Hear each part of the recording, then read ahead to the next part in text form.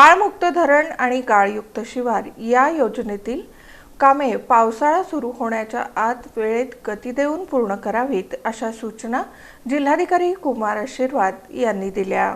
जिल्हाधिकारी कार्यालयाच्या सभागृहात आयोजित गाळमुक्त धरण आणि गाळयुक्त शिवार जिल्हास्तरीय समितीच्या आढावा बैठकीत जिल्हाधिकारी कुमार आशीर्वाद बोलत होते।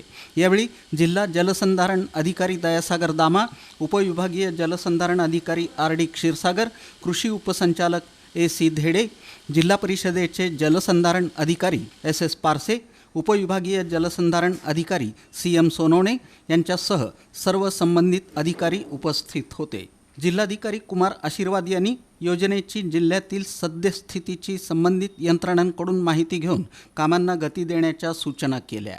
जिल्ह्यात गाळमुक्त धरण आणि गाळयुक्त शिवार योजनेअंतर्गत एकूण 209 कामांपैकी 125 कामं पूर्ण झालेली आहेत।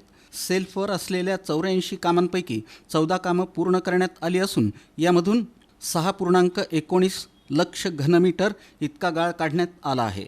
उर्वरित 70 कामांपैकी 2 कामं सुरू करण्यात आली आहेत। या 2 कामांमधून 38,445 घनमीटर इतका गाळ काढण्यात येत आहे, अशी माहिती जिल्हा जलसंधारण अधिकारी दामा यांनी दिली।